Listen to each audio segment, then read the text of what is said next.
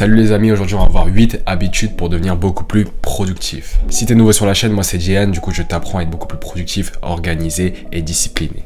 Si ça t'intéresse, n'hésite vraiment pas à t'abonner et à me suivre sur Instagram, @JayanPerformance. On voit toutes mes stories, tous mes posts pour progresser vraiment au quotidien.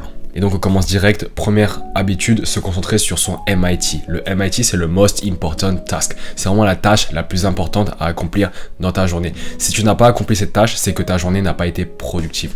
Donc la seule chose que tu as à faire tous les matins, c'est de te concentrer seulement sur cette tâche. Et dès que tu l'auras fini, tu pourras passer aux autres tâches un peu moins importantes. Mais vraiment, repère toujours la veille, la tâche la plus importante à faire pour le lendemain. Et tant qu'elle n'est pas finie, tu ne passes pas à autre chose. C'est ta tâche la plus importante à faire.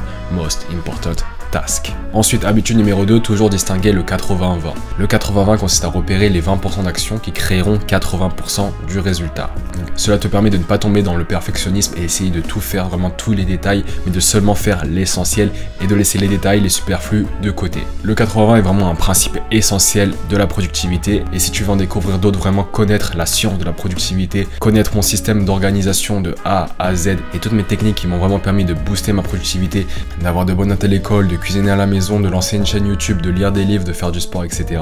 Donc si ça t'intéresse, n'hésite vraiment pas à jeter un coup d'œil à cette masterclass. Je te mets le lien donc dans la description.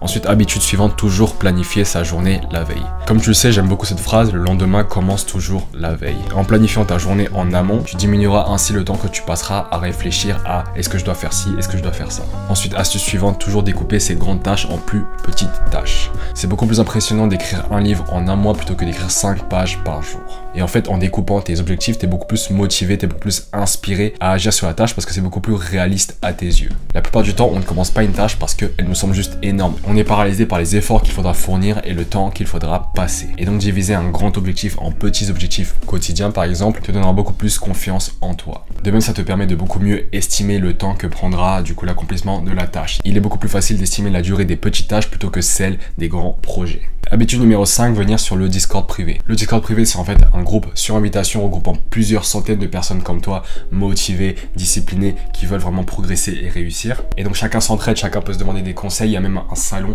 pour travailler ensemble. Et donc c'est idéal par exemple pour les vacances parce que c'est toujours difficile de s'y mettre. Si tu veux accéder au Discord privé, je te laisse le lien dans la description également avec la masterclass productivité d'élite. Habitude numéro 6, faire du deep work. Faire du deep work, c'est en fait travailler de manière continue sans aucune distraction.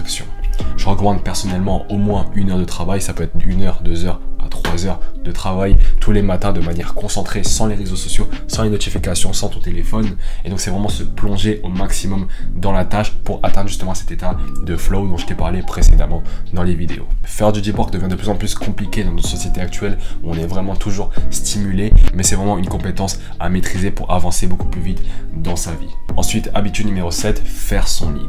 Si tu veux changer le monde, commence par faire ton lit, disait un célèbre amiral des US Navy. Ce qu'il veut dire par là, c'est qu'en faisant simplement ton lit chaque matin, tu accomplis déjà une première tâche qui te donne une certaine satisfaction et qui va te pousser à continuer. C'est un peu cet effet boule de neige. Parce que tu as fait ton lit, tu commences ta journée du bon pied et tu seras incité à faire d'autres choses productives qui seront bonnes pour toi. Alors que si tu commences ta journée, par exemple, avec les réseaux sociaux, ce sera beaucoup plus difficile en fait pour toi de remonter la pente. Et enfin, dernière habitude, se concentrer toujours sur le processus, sur les systèmes au lieu des résultats. Se concentrer sur le résultat, c'est le meilleur moyen pour ne pas obtenir le résultat. Et c'est paradoxal, mais c'est vrai. Combien de personnes veulent être riches, combien de personnes veulent devenir premier de la classe, mais ils se concentrent seulement sur le résultat, mais n'ont pas d'action, n'ont pas un plan d'action concret pour y accéder.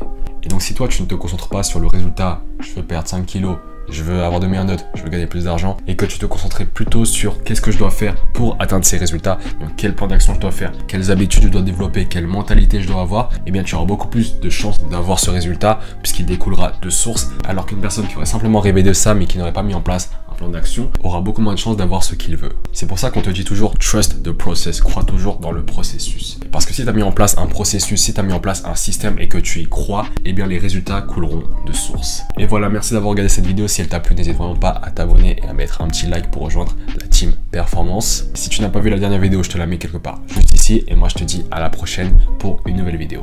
Allez, ciao.